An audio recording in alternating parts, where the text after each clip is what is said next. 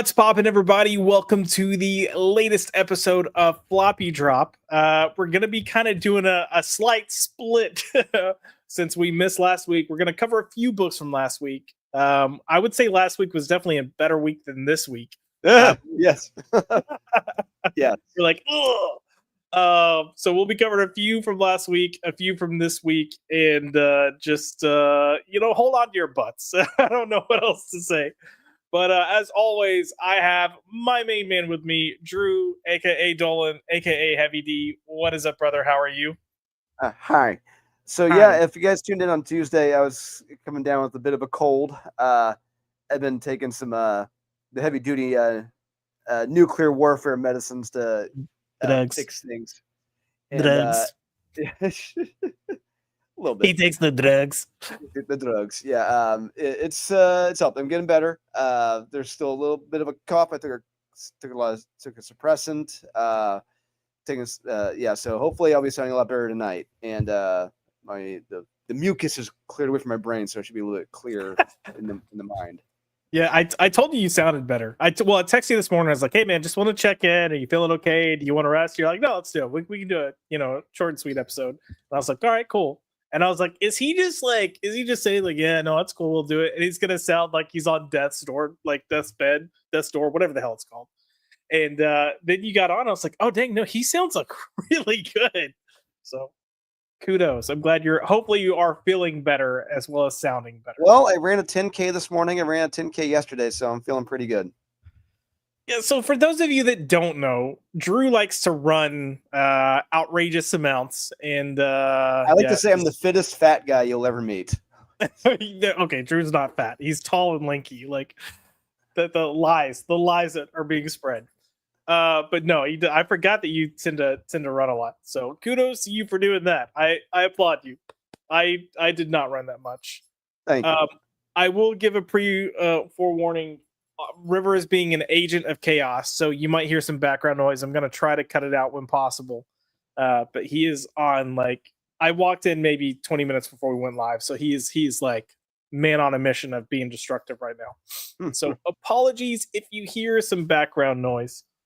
Before we get into the comics we'll be covering tonight, I do want to say hello to the chat. So we've got Rudy in the house. What's up, sir? Nice to see you here. I feel like it's been a little while, so definitely good to see you. As always, we have Cajun Corey with evening. Good evening, sir. We have Zaxi coming in with the Ollie emoji. I need to get a river emoji on there now. Emoticon, whatever the hell they call it on YouTube. Oh, Drew, he's infected. He's infected. Get him. Like the zombie games. He coughed. It's like COVID all over again, you know. Talk the gun. I just want to talk to him. Yeah, we're just gonna talk. Bang. We do have Kaiser Jose in the house with Cage and Corey. What's up, fellas? And then he very lovingly put, "Is this really happening tonight?" Yes, I know. I sucked last week. I apologize. And I think that is pretty much it. Oh, Cajun, you got your copy of Unholy Nightmare 2 and the Golem. Let me know what you thought. It's been a couple days. I'm hoping you read them. Yes. I mean, at least the Golem. Golem's 10 pages. So yes. So Cajun put for my floppy drop is Unholy Nightmare 2. Oh, but I haven't read it yet. Okay. He'll try to this weekend. Okay, good. All right, Cajun. We're coming back to you on Tuesday, okay? And if you're a little like beep and don't show up to Tuesday's show, we're gonna hunt. I know where you live. Kind of, not really. I know where you live. I'll hunt you down. But yeah, so Drew, maybe if people missed Tuesday's show, I believe you did something this past weekend. Do you want to give us a quick little rundown real quick? Yeah, almost this past week. I was at New York Comic Con. I was there with the Comic Men. I was there representing TCM Press with Aaron Sparrow, the one and only. And it was by all metrics, an incredibly successful show. The best show the Comic Men ever had. And TCM Press did incredibly, incredibly well. One of the books completely sold out. The other couple are down to almost single digits in copies left.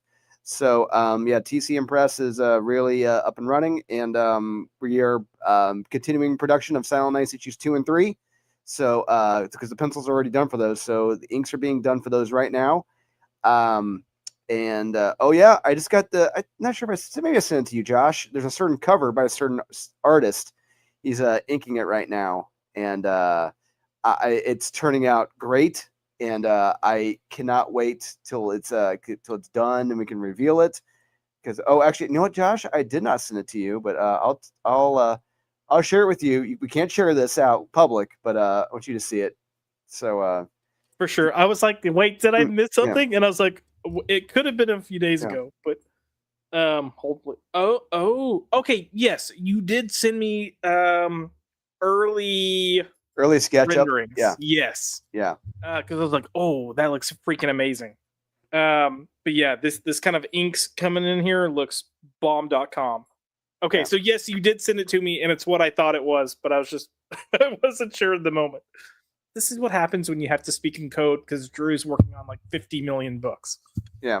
But pretty much. yeah, no, it looks fantastic, and I'm also excited for that.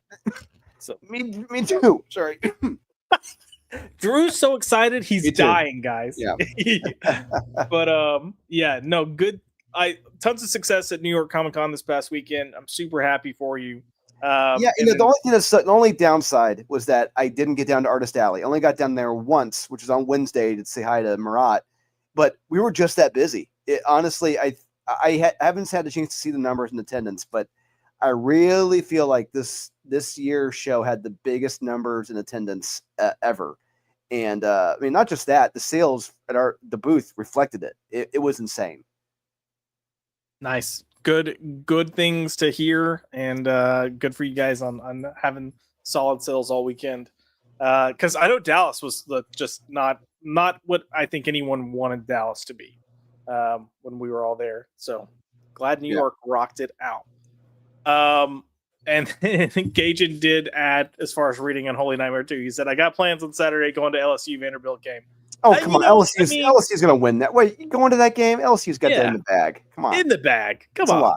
It's a lock. It's, Stone Cold lock of the century of the week. Come on. Oh, show. What Drew said. What the Drewski said. Or, Cajun, when you get home later and at night and you're all alone and wondering what you're going to do, you could read Unholy Nightmare 2. But yeah, awesome job this weekend. Super happy for you guys, and looking forward to just all the stuff that is still coming out and yet to come out. So kudos, senor. Without further ado, I guess we can go ahead and get to the comics that we're going to be covering this week. And as I mentioned, we're going to start with a few books from last week. And the first thing we're going to talk about is probably the thing that I was most excited to read, and it was Transformers. So this is the first issue with the new creative team. And Drewski, what were your initial thoughts on the book? Yeah, so Jorge does the first half. I will say this. I thought it was pretty clever how they split it up. You get the Decepticon logo like you would in the animated series. Dun, dun, dun, dun, dun. A transition from the Decepticons to the Transformers. You got two different artists doing that. So you got Jorge Corona on the Decepticons, Dan Mora on the Autobots, and I dig it. And pretty much the Decepticons are in recovery mode. So they're wounded, recovering, trying to figure out what to do. And all I gotta say is never count a good Megatron out. So he will find a way to return. Indeed. I will say I opened this and I saw that first page and I was like, holy shit, Dan Mora is like really, giving some Jorge Corona vibes here. And then I realized Jorge Corona did the first half. I was like, okay, that makes sense. That makes sense. But yeah, first half is the Decepticons. I'm sorry, they're squeaking in the background. And then the back half, we get the full-on new creative team. I thought it was a good way to bridge, right? That's one of the things I was curious to see is, are we going to just kind of try to start fresh? Or are we really going to kind of like, okay, we're going to acknowledge this is here and happening. We're going to take a step in this other direction now. And that's what they did. But for me, it felt like a step in the right direction. And this kind of crossover that we've been discussing, waiting for, really starts to get set up here. Yeah, and to be perfectly honest with you, I was like, I don't, because throughout the whole 24 issues so far, we've dealt like with the there's a lack of energon, and it's like I don't really know how much longer I could go watching the Autobots being all dilapidated. But fortunately, there is a remedy. There's an answer to that by the end of the issue. It's like, oh, okay, we got there's quite a bit of it somewhere, and that's good. So we're not going to see them all incredibly looking like ghetto writers. The next issues they're going to be should be looking at pretty sharp and sleek. The way Dan Warren draws Optimus Prime is just chef's kiss, beautiful. I love it. Yeah, let me go down to that. So I mean, because we've seen what Jorge does, and this is that transition you were talking about. Sound effects created by Drew only. But yeah, you get this really sleek look, and these are the images that they use for advertising and marketing. So you've seen this, but I mean, just as you kind of get through and start going through and reading, it looks really good. And as I referenced, you start to get that kind of crossover coming in. Love it. Yeah. Oh yeah. Nice little. I mean, in a lot of ways, this feels very much the same, but also looks just sleeker and cleaner. So I think the way they handled this worked out well. Oh no, it's very white bread and milk toast. It's not Alice. It's not Alice Cott, but yeah. Come on, white bread and milk. What's wrong? God, you guys suck. But we also get a nice little, and I won't give away anything in particular, but there's a nice kind of surprise twist towards the end. Yeah, actually, there's a couple surprise twists, in this. There's the mystery on the arc here. It's suddenly reactivated, so it's looking like brand new and sleek. We're like, whoa, what's going on here? And we get a little Easter egg with a little dinosaur in there. It's like, oh, could this be a little Easter egg of things to come with this little Dinobots? We'll see. I don't know. But then we get Optimus hanging out with the military, and he meets snake oil salesman general man right here, and pretty much telling him, yeah, we got everything you need. Just gotta do what we ask. Come on, be part of the team. Yeah, be part of the team. I'm gonna be honest. I saw the T-Rex skeleton and I totally didn't even think of Dinobots. So you mentioned that, and I was like, oh shit. But yeah, and then there might also be some trouble in paradise with our good guys. We'll have to wait and see. But I thought it was a solid start for the team, a good way to transition, and I'm glad. I'm glad we're here to this point, but I'm looking forward to seeing what Robert Kirkman has in store. And of course, Dan Moore's artist is always freaking fantastic. Yes, it is. He never phones it in, and it looks pretty damn sharp here. And I cannot wait for issue number 26. So yeah, brand new team, Robert Kirkman and Dan Mora. So look, I'm at the very worst, it's going to be an average book. That's at the very worst, so it's still going to be a must read. Yeah, I completely agree. We have SP Card Fan in the house. Oh, Josh Towrack. So, SP Card Fan, do you need to have read the past issues, or can you start with issue 25? You do not have to read. You do not have to have read the past 25 issues. You can jump in on this. You'll be perfectly fine. Just know you're coming in after an epic battle. Yeah, do you need to read the past 24 issues? No, I would say read 24. At least read 24, then 25. I think the journey's worth it. The 24 up to this are a great story. It builds really nicely. So I do think you get nice payoffs if you do that. But if you don't have time to, I get it. But I definitely think it's worth reading. So, but yeah, definitely a solid debut. Was really happy with it.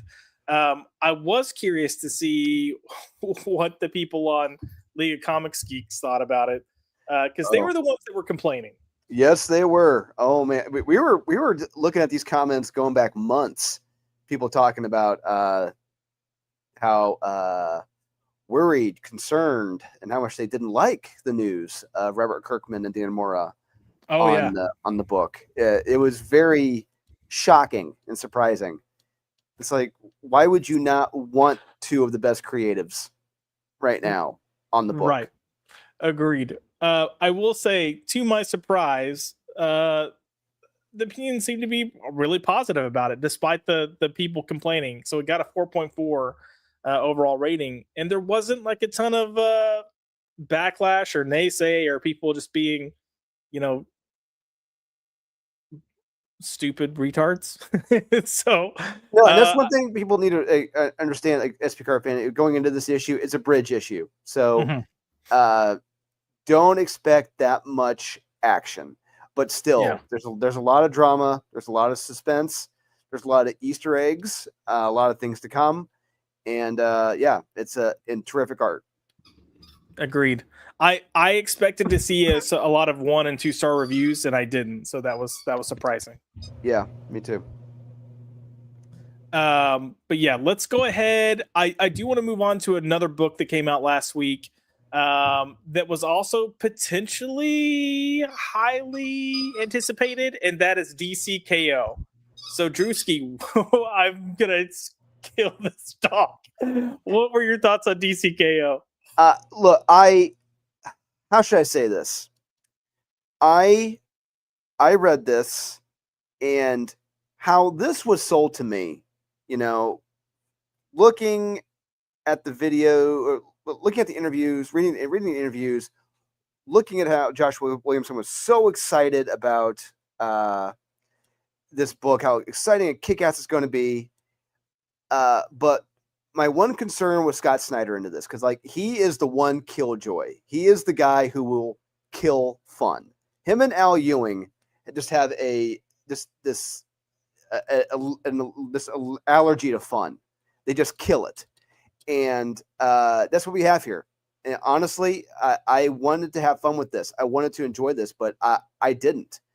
And I think that's due to Scott Snyder. I'm gonna give him all the discredit I can, because I think he killed the fun I wanted to have in this. And there's so many pages in this that have like 7, 8, 9, 10, 11, 12 panels with just talking heads. I'm like, what the fuck are we doing here? This is DCKO. This is supposed to be your big, mega, super, rock'em sock'em action figure event, but this is boring as shit.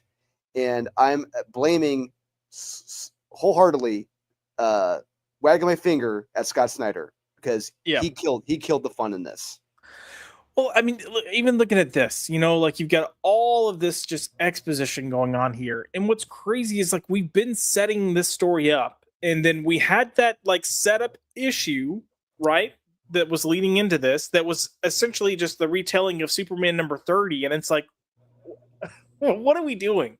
Like, instead of retelling issue Superman number 30, like we could have just had a lot of this setup, a lot of this exposition in that. I think we would have been okay with it, because I mean, it would have served its purpose there. But yeah, it's a lot of discussion, a lot of talking. It's the we must do something. I agree. We should do something. Yeah. I also agree. We should do something. Well, I found it interesting that at New York Comic Con they released all these crossover characters from different universes that are going to come into play with DCKO. And I thought it was really weird that they did that just like right on the heels of the book debuting. But at the same time, I was like, well, I guess you had to get people excited about it somehow. So did anything for you in this issue happen for you that you thought was like intriguing? No, Yeah. I mean, nothing. Nothing was intriguing about this. Honestly, I will say this: if Superman was the first character taken off the board, if Superman was the first one taken out, oh shit, okay, that was awesome. Yeah. That would have legitimately surprised me. That'd been awesome.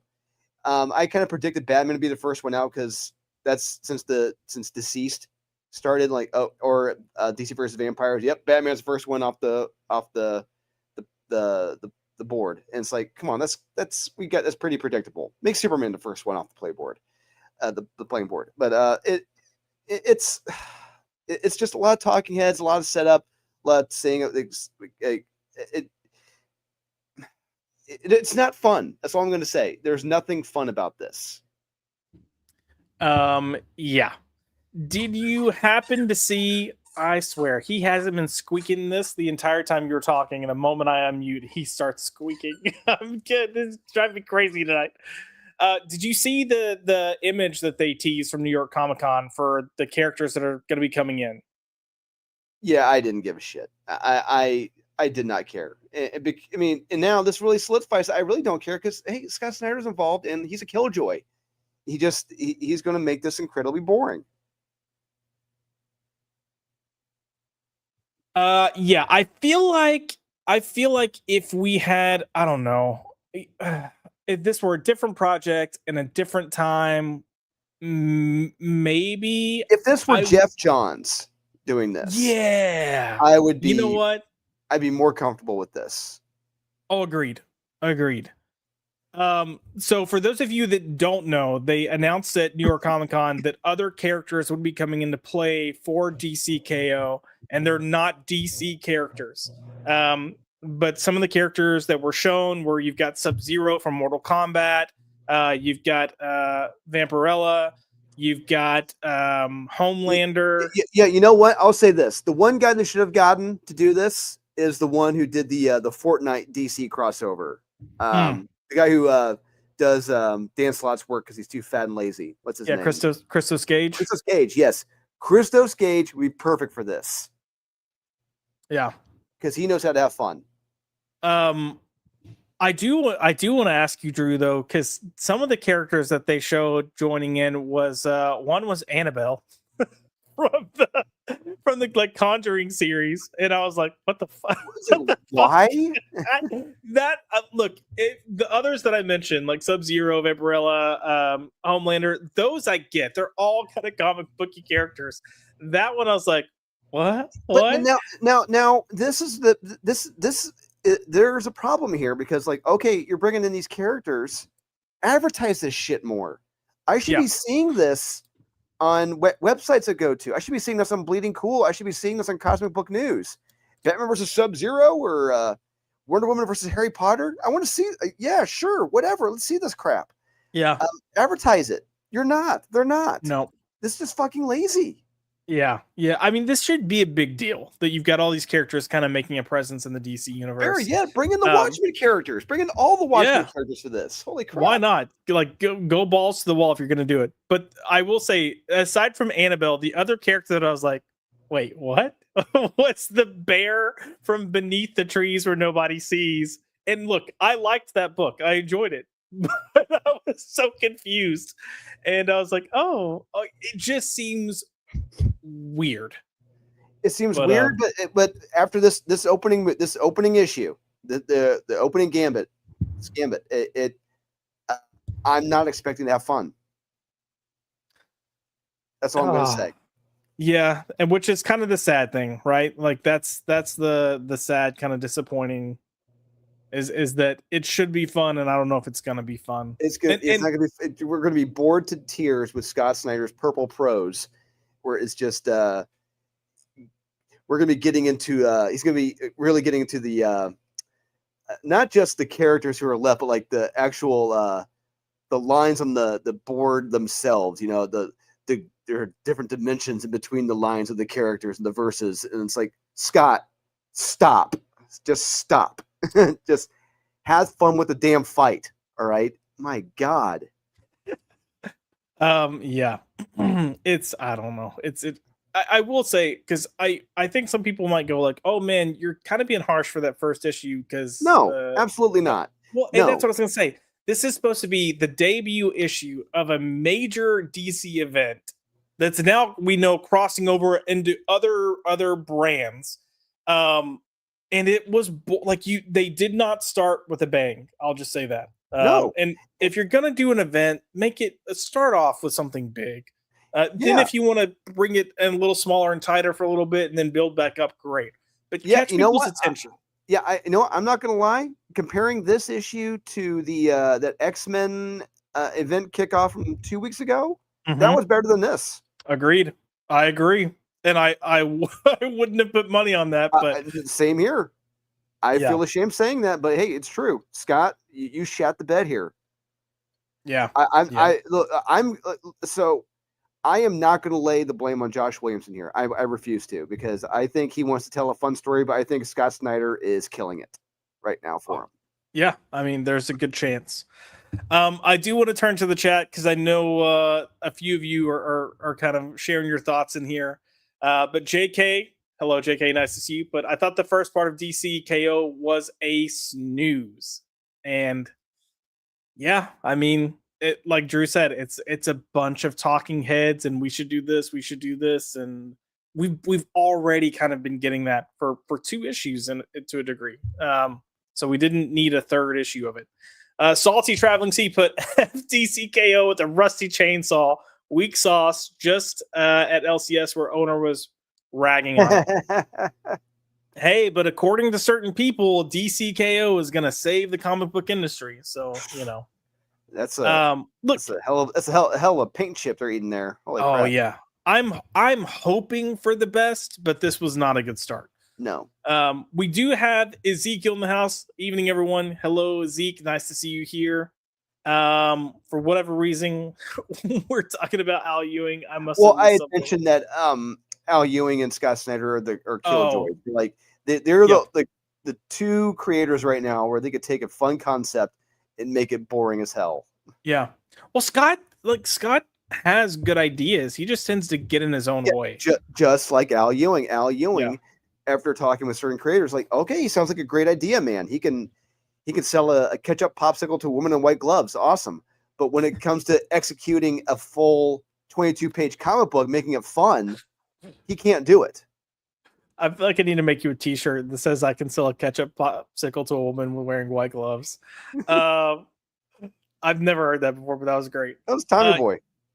Oh shit, you're right. It is Tommy Boy. Okay, never mind. It's been forever since I've seen that too. Jesus. Yeah, I wish I could say more positive things. I am with you. I wish Scott could kind of maybe get out of his way. And this should be fun, and it's not. No. Kaiser Jose put, I liked DCKO enough to buy it, but will not buy it in the Age of Revelation one. I mean, look, Age of Revelation was better than this. That opening issue was. Now, when it comes to the X-Men books this week, oh god, holy. Yeah. Well, we might be getting there in a second, just to briefly run over some of that mess. Cage crowd exits. Yeah. JK did say the only part I might be interested in is Batman's thing, but I'll just wait. Batman's dead. Spoiler alert. Or he got stabbed or something. I don't know. He got better. He got better. I mean, well, what was the Marvel event where Doctor Strange got like cut in half, and then the next issue he was like perfectly fine? Yeah, was it like a Bloodwind or a Doom's Blood or whatever the month? The vampire thing was. Yeah, here's time of the month. Yeah, whatever. I was like, okay, guys, let's come on. Salty Traveling Sea put, my bag of F's to give about anything DC aside from Jeremy Adams is pretty darn empty. I mean, there's a few good Batman books. There's a few good Batman books. But yeah, I guess Jeremy Adams and Batman books, that's about it. JK put, isn't Annabelle a WB property? Yes, I believe so. Yeah. Annabelle, Conjuring, Insidious, I think they're all Warner Brothers. Right. And I know that Warner Brothers still has the rights to Mortal Kombat, so that's there. Yes. Anything New Line Cinema belongs to Warner Brothers. Right. Beneath the Trees Where Nobody Sees, that one surprised me. On my knees. And then Homelander that one surprised me because but hey, we'll take it. And then Salty put Age of Rev is just pathetic. Page through and put it back. You mean the debut issue or the stuff, all these like tie-ins? Tie-ins are killing event books, but yes. So but it's called Inciting Incident. Scott Usoy overhyped C-tier glow. Oh my gosh. Let's see. Cannoli Sasquatch, welcome, brother. He put, I bought Viking Moon because of you, Josh. Hey! Hopefully you liked it. If you've read it. Apparently that's sold out. It went to a second printing. So that's awesome to hear. Yeah. Nice. Ezekiel put they should have just put Daniel Warren Johnson in the book and let him make it a huge slobber knocker, just fighting, and more fighting. Okay. Yeah, Batman fighting ice agents would be awesome. That's what I was about to say. I have two trains of thought here. One, if he were gonna do it like he did to a power bomb and just have crazy rambunctious fun, hell yes. But he is just leaning more and more and more into this political kind of mindset. Yeah, part of me was really thinking that I guarantee you, there was like a morality clause in some contract he had with Skybound and Mattel or Hasbro, where it's like, you will not say this, you cannot say this, you will not do any of this. And probably wasn't until he was done with Transformers where it's like, all right, yes, I can let my freak flag fly again. Gotta get this out. Yeah, because even with the I Follow the Moon Follows, whatever that book was, he started kind of really showing signs of it there. But between posts he's made, comments he's made, the annual I think that he's doing or whatever he's doing for Absolute Batman, it has me nervous about his future books. So, and look, believe whatever you want to believe or support, fine. But like, I don't want to be preached at when I'm reading comics. So no. We've been dealing with that for the majority of the past decade, and I'm done with it. Oh yeah. Wait, so they're saying Dark Patterns is in KO somehow? What? I don't know how that works. I don't either. I mean, if you were I don't know if I want that. I love Dark Patterns. That should be in its own little thing. Yeah, its own little corner. That should not be involved with anything. Nice. Cannoli, yes, sir. He said I also bought the Transformers, G.I. Joe, and Void Rivals books. Good call, my man. Nice. And then getting some validation on the Viking Moon was a good pickup. Hell yes. Look, kudos to Drew on that, because I would have slept on that one. And that floppy drop that week that it came out, Drew was like, no, you got to read this. And so I did. Yeah. And then Daniel Warren Johnson's last post. Look, people are going to do their thing. I get it. It seems, and I think you're right, Drew. I'm willing to bet there is some sort of clause that they're doing for Skybound, Energon, whatever. Because Robert Kirkman, he's a smart guy. He's a smart businessman. So he knows, hey, you've got to keep your audience in check. You can't segregate one. And not just that. When you have a major brand like Mattel or Hasbro, it's like they don't want any controversy like that, that could affect sales. So agreed. Yeah, I guarantee you they said, hey, keep a lid on it while you're on this book. Yeah. Okay, so apparently they said it in one of the videos, but they could just be trying. No, I feel like they're gonna try to throw everything in the kitchen sink in with DCKO. Because we're gonna get mad balls. We're gonna get garbage pail kids. I will say DC has a tendency to be like, no, everything matters. So I feel like they might be doing that. We're going to get Alf. Oh, no. You know what? Sure. Let's do it. Because then that might actually be fun. If I got a crossover with Alf and then Selena's pissed because he ate all of her cats, that would be, I'd read it. We're going to get Garfield. Yeah. Ezekiel put excited for the Void Rivals big war event coming up. Things might be cooking in Void Rivals. Yeah, they've been building to that nicely as well. I thought that started off okay, but it's built into something nice. So, all right, Drewski, we're gonna keep on going, but I want to talk about Batman Dark Patterns because I just started to say week after week, but month after month, this continues to be a fantastic book. One of the best Batman books on the stands, one of the best Batman books in years. And then we're in this final arc. This is the second to last chapter. And second to last issue. I mean, yeah, that's what I meant. Second to last issue.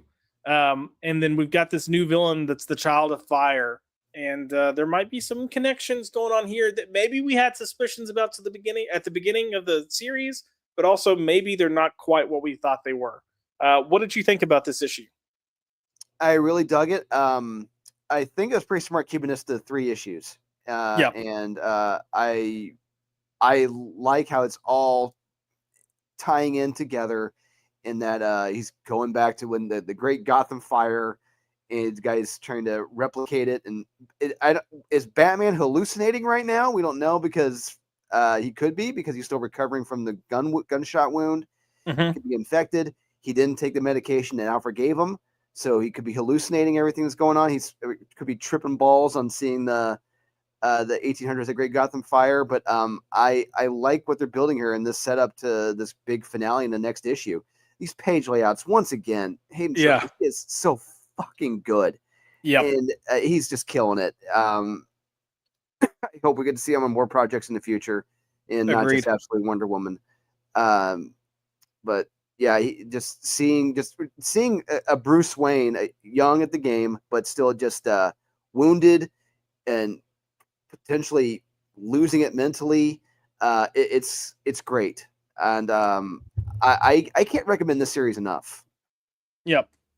I'm right there with you. I'm loving this. I love this exchange here. It's just been super intriguing storytelling. The pacing has been so strong because he's been hitting us with these 3-issue arcs, but they're all kind of connected. It's not like here's a story, here's a story, here's a story. But in this volume specifically, it feels more frantic. And I like that. Specifically in this issue, it feels very frantic. The issue, I mean, the series overall has been darker and grittier than what we've been getting out of Batman. And I've liked the kind of throwback feel that it has. But yeah, this has been absolutely fantastic. And I have to echo, Hayden Sherman's artwork here is just continues to be so incredible. The things that he does with shadows and perspective and just creating these really creepy vibes. I mean, you can kind of even see it here. Just so good. I'm loving this book. I wish more people were reading this book. I will say, Batman News, they did an article the other day of like, I think the 10 best books to read of Batman early in his career. And even though this title is not finished yet, they actually put that on the list. And I was like, you know what? Jackson wrote that article. So kudos, Jackson, for doing that. Because I like to think that your buddy Jackson's watching us. I like to think maybe you know what? Maybe Josh and that dipshit Drew are right about something. And hey, he had some kind of he had some of your standard expected picks, right? And I would say like half of the books are what you would expect to see, and half you could tell he was like, I'm gonna go with stuff that people don't talk about. But this was on there, so I was super happy to see that. And then he had like Batman Night Cries on there, and I was like, dude, all right, like great article, great job. So go look that up if you get a chance to those earlier Batman books, because again, I'm loving this. I'm so sad it's ending after this next issue because I want more. So maybe we'll be lucky and they will take this Dark Patterns concept and do it like we'll get a 12-issue run, maybe take a hiatus, get another 12-issue run. I would love it if we got to do that. But short little 3-issue bursts stories. Yeah, I mean, look, you could even do this in a way of like you've got each of these collections and it's like a year, like, you know, Batman Dark Patterns year 2, like, yeah, you know, start introducing more elements. But yeah, I'm totally on board with more if they give us more. But I mean, look, come on, so good. Another book that came out last week, kind of given some if you were evil Batman, but Mark Miller is continuing to freaking just kill it with his books, and we've got Nemesis Forever. So this is the second issue of this new current run. And Drewski, why don't you tell us a little bit of what you thought? I mean, this opening page alone is like, oh shit. So what were your thoughts here with this issue? Whoo, boy. So yeah, we're following our CIA operative who's under deep cover, just with infiltrating the Nemesis syndicate, if you will. And what she's asked to do here is it's like, oh shit. But then it's like, okay, then okay, it was a pre-setup in this bar. It's like, okay, great, good. But she may or may not get access to the Nemesis Syndicate, or one of them at least, or one of the tendrils of the Syndicate, if you will. And because I guess none of the other ones interact with the other ones, so which, okay, that's cool, it makes sense. And we also see Nemesis in his new alias, his personal life alias, and there's some reporters who get very inquisitive about him and his past and the money. But let's just say the reporter was asking, sorry, Bless you. the I reporter was love it. asking too many questions. And Yeah. that's all that's all I'm going to say about that. For But sure. also, let's just say that this female operative, let's just say a couple more wrinkles are going to be affecting her. One which is the female that she's replaced, as well as something in her personal life. So there's a lot of moving pieces in this miniseries, and I'm really digging it so far. A lot of moving pieces, and he's kind of put them into play pretty early on in the overall story, the overall arc of this run, I guess. So I'm excited because sometimes he kind of has a lot of moving pieces, but he'll take 3 to 4 issues to kind of get them in place and then have a climax. Not just the fact that there are a lot of moving pieces, but this is a very sleek book. It moves fast. Yeah. And this is how I felt. Look, I mean, if someone else was going to be doing DCKO, it should be fucking Mark Miller, because at least he understands how to tell a fun kick-ass action story and how to make it progress quickly. The Scott Snyder and Josh Williamson in name only, it's like reading stereo instructions. This is fun. Yeah. The other thing that Mark is really good about too is he doesn't pull his punches. No. Especially here. No, he does not. Yeah. And that makes a difference, because there's so many times where I feel like I'm reading a story from the big two, and I will be going through and it feels like they're going in a direction. And there's so many times with DC and Marvel I've been like, oh, are they going to? And then, 2 or 3 issues later, when you think whatever's going to happen is going to happen, it's almost like they got cold feet and backed off. Like, no, I can't do that. We're going to do this instead. And some of that we know for a fact, even coming out of like interviews post, certain stories and books. But Mark is killing it. Mark continues to kill it. Nemesis is by far I think he's my favorite character that Mark does that's in the Miller world. Because God, he's so awful, but you cannot help but love this character.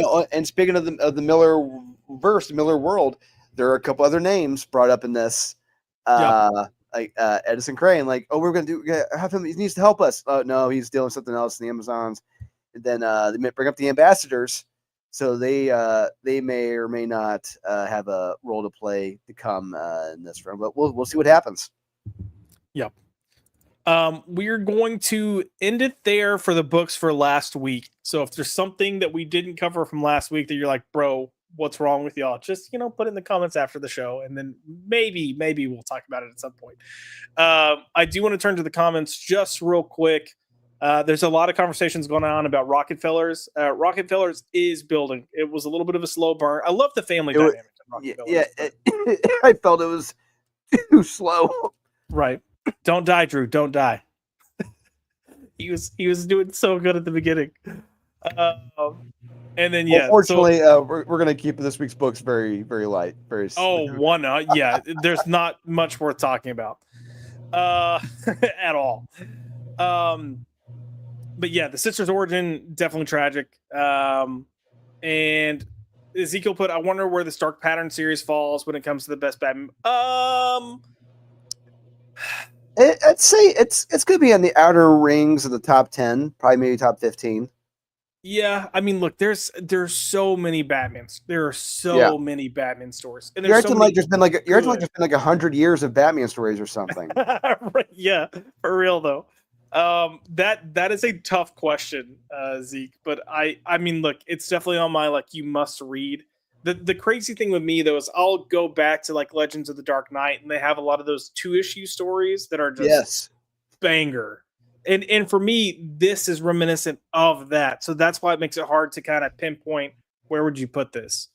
Been the best Batman book in a while. Batman and Robin has been pretty solid. The Robin and Batman miniseries was excellent. Batman and Robin Year One has also been solid. So there's good Batman stuff out. It's just not the mainstream Batman, which is honestly the first issue I didn't love. Second issue was much better. Dude, Oh, too bad this one. Are they doing another Shadow of the Bat series? I don't think I've. Maybe, but I'm I'm curious to see what the teams are going to be. Yeah, yeah. I'm trying to see if I can pull Mark anything Russell, up. Alex Cott. Oh, I thought you were literally reading. That was no, but I'm going to get a little perturbed at the fact that Mark Russell's getting more work now. It's like, okay, this is very, very concerning for all of us right now. Yeah. I guess it just looks like they kind of announced overall names. So Greg Rucka's coming back to do a Batwoman book. I'm okay with that. We'll see what happens. Yeah, we'll see. But we got to remember, one of the major factors that made that special was J.H. Williams. Yeah, no, completely agree. And he does not have J.H. Williams with him. Nope. So it looks like some of the names that are going to be doing books, there one name is there that interests me, and it's Jeff Lemire, who might be doing Batman Shadow of the Bat. But the other names, Dennis Camp, Mariko Tamaki, James Herron, Jamal Campbell, those I could care less. Tony Fleeks, maybe. I don't know. That we'll see. We'll see. We shall see. All right, what else do we have going on here? More Rockefellers, the Hornsby book. JK put Tomasi writes children so well, so does Adams. His Young Heroes book should be good. Tomasi writes family really well. But yeah. We have Nosferatu in the house. Hey. Josh, you are the apple of my brown. Nos, come on. Come on. I hate you. I love you. I'm kidding. But yeah, nice to see you, buddy. And then, yeah. Oh, Danny is drawing. So it said Danny was doing Batwoman with Greg Rucka. So maybe Danny's doing both, but again, we'll see. Oh, you thought okay? So the announcement that I was looking at didn't list anyone for Shadow of the Bat. It just mentioned these are creators and these are some of the books. There are only like 2 or 3 that actually listed creators with them. Yeah, I don't know. We'll see. I'm not gonna hold my breath on that one. So, Drew, looking to this week, Nos, I missed you too. You lovable oaf. I look. This is not hyperbole, but there was literally only one good book this week. Yeah, it's. And I read a lot of the books, most of the books this week, and I was beside myself. I couldn't believe it. I'm like, these books suck ass this week, and not just that. The X-Men event has kicked off. The Age of Revelation. Ramsey. Yeah. Yeah, whatever. Cypher. So there's all these fucking chapters, all these little side quests coming out, and a good chunk of them came out this week. Week. Yeah. And not only that, they sucked ass. Yep. And I mean, the only one that was maybe kind of sort of halfway not so much a pile of shit was the Sinister Six.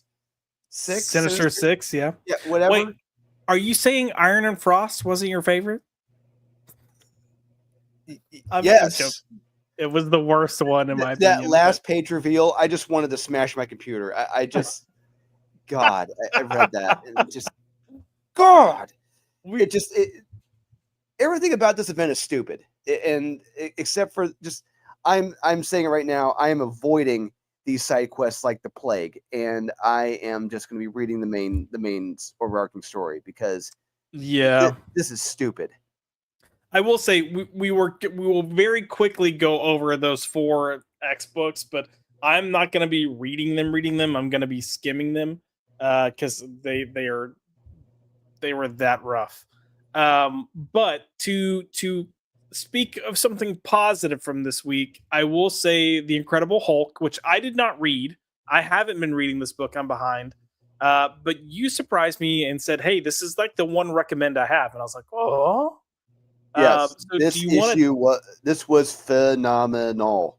So can I ask? Because I haven't been reading Philip Kennedy Johnson's run, and I've heard mixed things. I've heard people say it's good. I've heard people say it's good, but it's so Well, slow. I will say what's hurt it is the fact that Nick Klein hasn't been on a majority of the issues. Mm. And when he does come on, that's when it really kicks ass. Because we got to remember, hey, it's a comic book, and Yep. the art, the visuals, it's very important to a comic book. And a lot of the fill-in artists have not been that good. But here, we got for a good portion of the book, it's Hulk versus Abomination below, and you got Nick Klein drawing it. It's fucking amazing. And Nice. how it ends, it's even more shocking and more graphic. I cannot wait for the next chapter. This book was so damn beautiful and so damn fun. This is what DCKO should be, people. Right here, this book. Yep. Yeah. Look at that. I mean, that's Would you fair. just look at it? There's action. and a book that's supposed to be about knockouts didn't have any action. Yeah. Oh man. Yeah, no, this looks like it could be a lot of fun. I have no idea what's going on. I have no idea what led to this. We're apparently somewhere where there's giant skulls. I Yeah. have Well, no idea what's going on. Hulk went down below with Okay. by to meet the creator, the one the female who's in charge of all of it, and apparently there was one who's been down there before him, and it was an abomination, and but doesn't end the way you think it will. That's all I gotta say. Nice. Yeah, it was really, really good. I Awesome. cannot recommend this issue enough. Well, I'm not going to go much further because I don't want to ruin anything for anyone that is reading it. But it was a nice surprise to hear you recommend this because I know we haven't really been discussing it. So, but yeah, real quick, I gotta say, Zach said Josh is avoiding me on X. Man, I have not checked anything since like 8 o'clock last night as far as social media goes. Oh, I read that as in like you avoid him when he's taking X. Okay, never When mind. he's taking, yeah. Ooh, Zax, what are you doing? I'm telling your wife. But yeah, so I don't. It's hard for me to check my phone at work now. We got to keep stuff locked away, and because of the group chats that I'm in, the amount of text messages I get, social media messages I get, I try to like skim through to find things that might be like important. Not to say people aren't important, but like family or emergency or work. And then unfortunately I'm then trying to go back and then refine messages that get buried. So if you send me something and I don't respond, just text me again because I probably missed it. I think I've got like 60 something unread text messages right now. Whoops. So apologies. We also have William in the house. He says, "Hey Josh, I'm sorry I can't watch live tonight, but I look forward to watching later. Hope River is doing well." River was rambunctious at the beginning of the stream, but now he's being a sweet little angel taking a nap and farting. He's farting. Josh, read the comments. I'll be right back. Okay. Ernest, gosh, Nos put Jay Bowman as being a little camera shy, and it's pissed. Oh yeah, no, Drew's got the con crud. So he was at New York Comic Con this past weekend, got the con crud. So we're keeping the camera off. He did very good the first hour, and now it's catching up to him that we're in the second. Review Blood. I'm Nos. I'm scared to review anything you recommend for me. I'm not gonna lie. Salty put lost activity in the woods. What is so for this week? Drew's only recommendation is Incredible Hulk and what Philip Kennedy Johnson's been doing.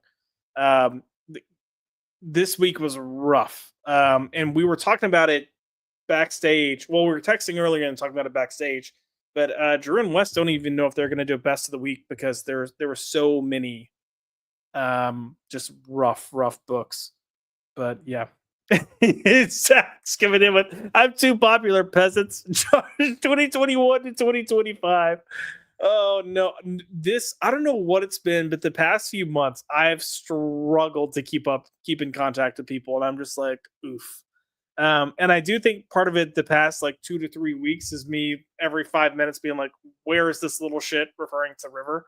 Because he's still in puppy destroy P phase, but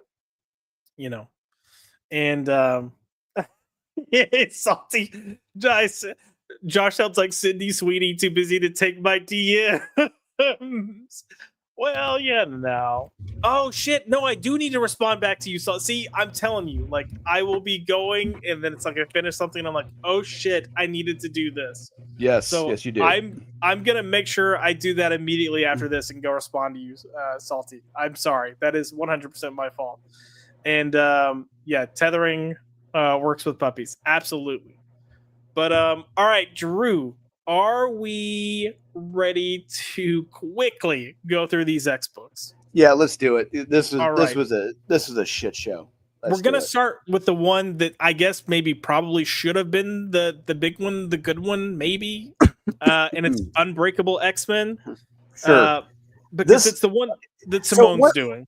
Yeah. Okay. So one thing we need to establish in these books is that this age of Doug Ramsey's Cypher, lamest X-Men character ever, is that this takes place 10 years in the future. Yeah. The big event. But now with some of these tie-in events, we're going to be like 5 years, 7 years. It's like, God damn it. But even so, when what they're doing here in these events, nothing fucking happens. I mean, look, we have Galactus show up here. Apparently, the Fantastic Four and Avengers are gone. How? Why? What? We don't know. Yeah. They just know they're apparently the X-Men. These quote unquote X-Men are so important that Galactus is showing up in Louisiana for some reason. I don't know why. Yeah. Jesus, it's that you're that strung up for a herald that you're coming down to fucking New Orleans. Okay, and no one dies.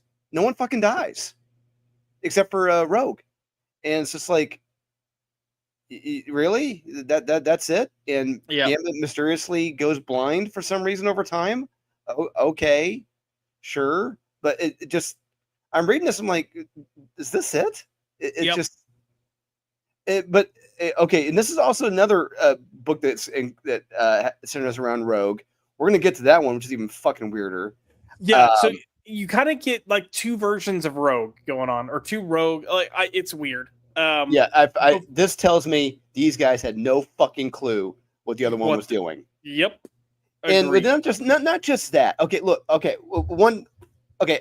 Here we go. Okay, this event is centered around Doug Ramsey, the lamest X-Men character ever, somehow creating this plague that wipes out most of humanity or whatever. And my food for thought is, I was taking a shit today, and I'm thinking to myself, why did Doug do this? Why didn't you have one of the four horsemen? Why didn't you have Pestilence come up with the plague that wipes out humanity? Right. Why couldn't it have been him? Why couldn't he be the big baddie? Make Pestilence the big baddie. Not Doug Ramsey, the lamest X-Men character ever. There's a lot of problems with this event, and the cracks are really, really showing in these side quests right now. Because agreed. The left hand does not know what the right hand is doing. Nope. It's like, yeah, do whatever the hell you want, sure. I was gonna point out that I love that for this issue in particular, we have the new X-Men, and there's also a new X-Men to the new X-Men, and it's this butterscotch character. And I was like, what are we coming up with these names? Like, come on. And not a single fucking one dies in the future. Are you kidding me? They're all safe and protected? Yeah. So, but yeah, you've got Blind Gambit here that I guess. Man with multiple cats, stay far away. Do not trust him. Yeah. This is also, it's just weird because the event takes place 10 years in the future, where we picked up at the beginning of this where they're fighting Galactus. It's 7 years. They don't even fight Galactus. It's not even a fucking fight. She just flies up and touches him. But I guess in 3 years, Gambit goes from looking his age to like looking 80. So yeah, I mean, I know there are times where people like I know it's going to happen to me, like after probably next few years, where I'll suddenly age like 10 years. But it sounds like he just went from like 30 to 40 like overnight. Yeah, in blind. Anyways, to keep with the Rogue, what the beep are they doing? The next book is Rogue Storm, and you have Red Rogue here. And then you have like the all-powerful elemental Storm, who's And kind of I'm going to say this book had the worst art of all the X. 100%. So this is kind of playing into what they were doing in the Storm book, where Storm is just, I mean, here she's so powerful, She's but God. like She that is shit, essentially God. yeah. But she's also lost it. Like she is crazy. So, um, yeah, I don't even, yeah. One, you mentioned the art. The art is god awful. Um, it's so bad. It reminds me of You're thrust into this shit. It's like, well, wait, what is happening? Yeah. There's suddenly giant rhinoceroses who have cannons on, and like this is, I could buy this if we're like 50, 100, 200 years in the future.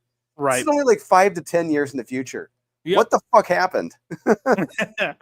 We got desperate, so we gave rhinoceroses cannons. Apparently, jeez.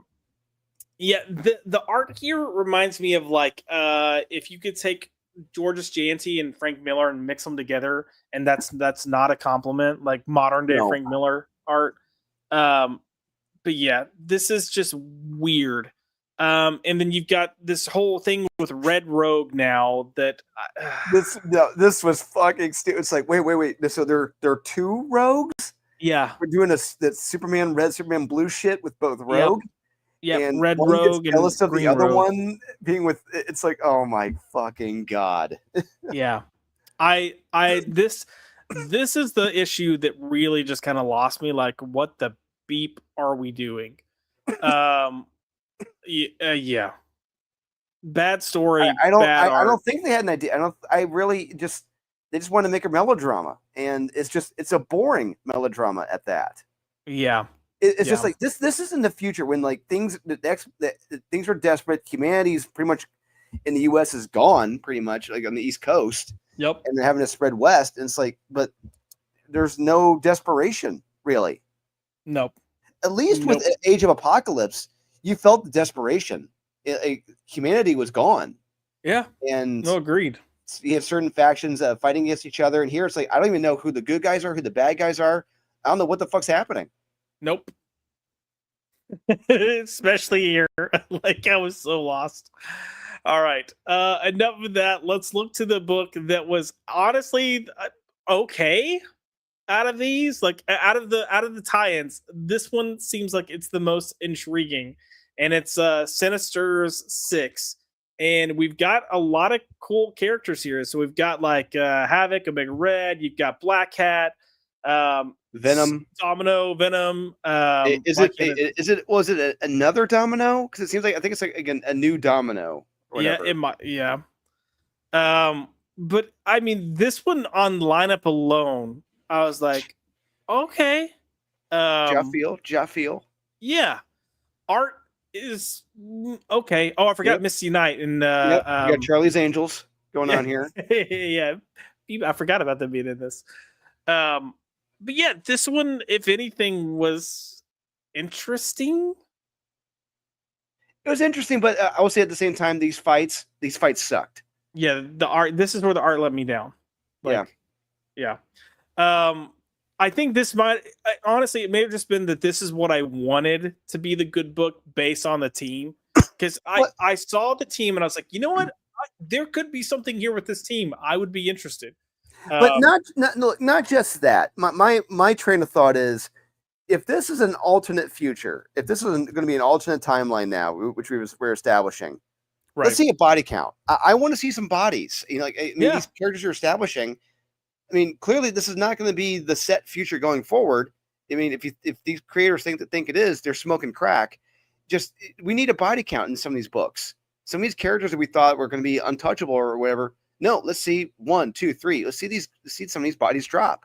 But for what these opening issues are telling me is that these characters are safe. This is going to be predictable, bland, and just not fun, not enjoyable. Yeah, agreed. I mean, you mean to tell me you couldn't lay out one of these jerkwads? You couldn't kill a single one of these? You could kill one. You could kill a few. How cool would it have been if they had laid out Venom in this first issue? It just vaporized his ass. But no one. It's like, come on, have some fun. Take a chance. Take a swing. Well, They and didn't even that's do that. you mentioned, like Age of Apocalypse will if there are stakes, but it also felt fun. Like you Yes. you felt Not just like that the art was not just you had Joe Mad on some of that yeah, art, and it was visually stunning. It was visually appealing and fun and dynamic. These just this art looks flat. This looks bland, boring, generic. This looks like what you would like the Marvel Infinity comic, that type of art. yep, This is X-Men Green level of art. yeah. It looks way too cheery and hopeful too. Yeah, Like if that makes any sense, yeah, it's it too looks bright. And, like everything is fine. It just you're establishing this dark future, but it doesn't look that dark, bleak. right. Everything looks fine. And there's really not a lot of tie-ins or references to what's going on with Revelation. No, Um, except toward the end here with Mr. Sinister and his information dump, like as an oh NPC yeah, in a video game, and it's just yeah, it's yeah, meh. yeah. Yeah. Again, based on the lineup alone, I wanted this to be better. I was giving it some benefit of the doubt because I do like a lot of the characters here, but it was yeah. And then the last of them was Iron and Frost, which dear baby Jesus. Look, I don't understand this whole thing with Emma and Tony. It doesn't make sense to me. I don't buy it one bit. No, not Um, one bit. and I thought this was just a hot mess Yeah, exposed. hot So, garbage. The art was hot garbage. The layouts, the angling, it. You look at some of this art, like that top panel right there. All yeah. this shit would have been called out by Marvel editorial 10, 20, 30 years ago. And like, this is fucking bad. Well, it's so flat. It looks like they just copied and pasted digital Yes, images in there. Yeah. yes. I mean, that panel right there with Iron Man and God knows whatever the hell character it is. Yeah. It looks like like the artist had them illustrated on another page, like on Photoshop, and just photoshopped them in. Well, yeah, because look around their heads. You've got this outline here that looks like Oh, for both characters. So it looks like there is oh, this. Yeah. I think we're onto something here. I think we're on. By golly, Cotton, I think we've got it. Yeah, I just hate the idea. I just hate the idea. I'll never join you.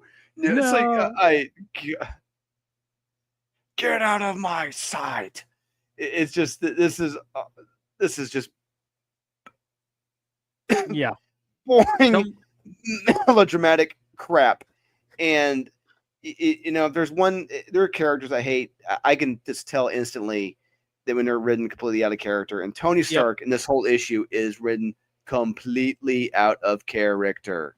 Well, that's been, I think, the problem with a lot of each of these 4 issues. A lot of these characters feel out of character.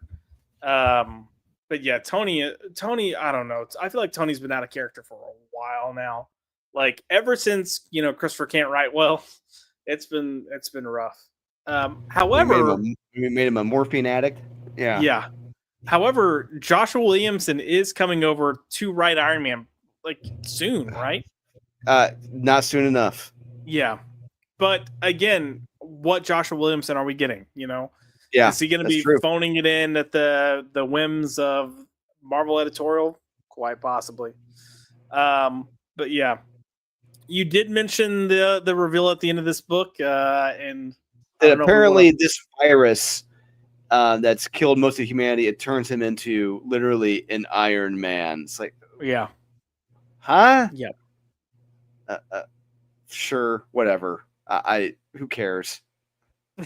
It looks stupid. It looks so incredibly stupid. It's so bad.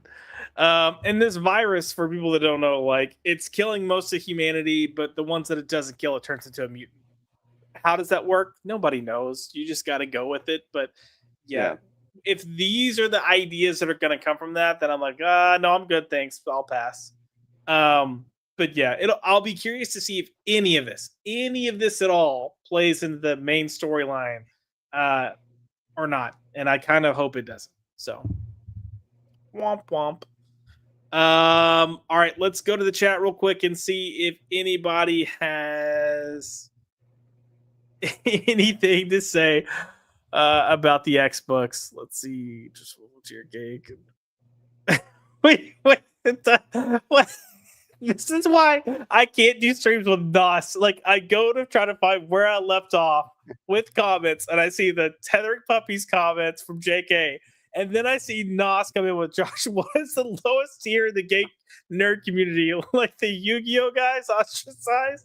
I thought Yu-Gi-Oh was cool. I'm just gonna say, but I was younger. Okay, Zax, I will DM you. I'm sorry. I've got people I need to message after this. Apparently. Apparently, wow. Or do gay nerd? Oh, okay. So nerds in general will battle over Hulk versus Wolverine because that is a classic. That is a classic battle. But yeah.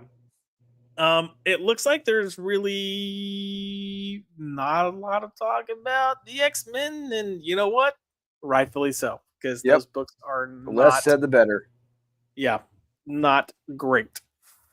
So with that said, unfortunately, not the best week. I wish it were better. I think they need to take some books that are in week 2 and pull them into week 3 to kind of balance things out. That's for multiple publishers because last week had some solid books and a lot of books. But yeah, so we're gonna go ahead and start wrapping things up. I want Drewski to be able to rest his voice, rest his body, so he can. Kaiser put, I zoned out on the X-Men talk. You didn't miss anything, man. That's the sad part. But Drewski, I want to let Drewski get some rest so he can continue to get better. But Drew, if people want to find you, where can they find you? You can find me on Facebook, Dolan Waddick. You can find me on Instagram, Dolan_Waddick. You can find me on Wes's channel, Thinking Critical, on Saturdays, doing the best of the week. Although I don't think we'll be doing a best of the week because unless Wes has more than Incredible Hulk, yeah, it's going to be it's not good. No, not at all. And then Drewski, do you have anything coming up that people should maybe save the date for or be prepared for? Any plans as we move into the back half of the year, or the last 3 months of the year? I will say keep checking your mailboxes because Unholy Nightmare 2 is slowly and steadily getting out to the customers and backers. Thank you. I appreciate it. And every backer should have gotten their digital copies as well to read. Make sure you check your emails. Make sure it didn't automatically go to your junk folder. I have talked to Marat. One of our projects should be hopefully coming out later this year.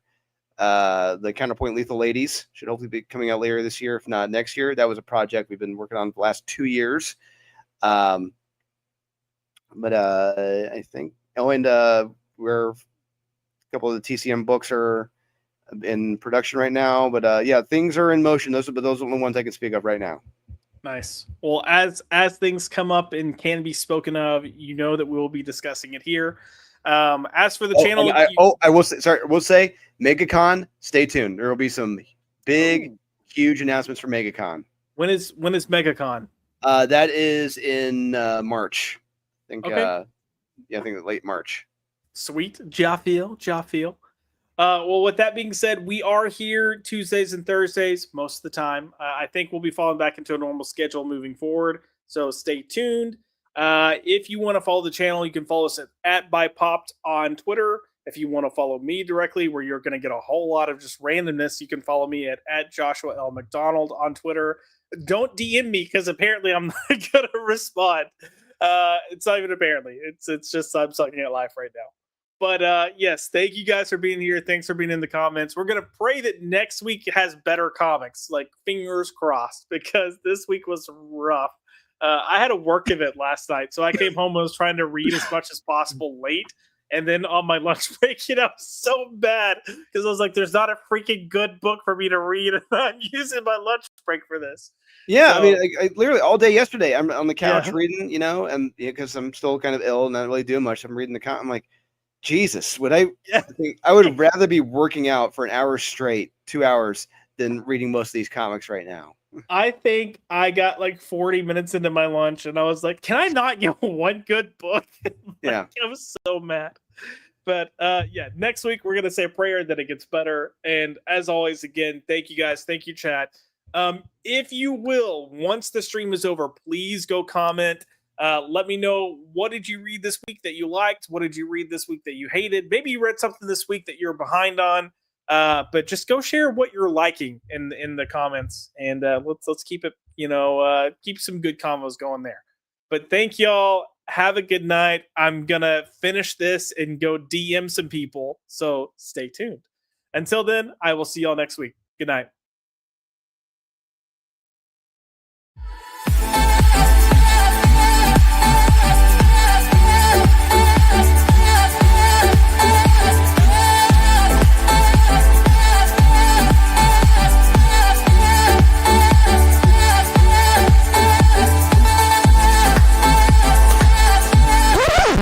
Get the fuck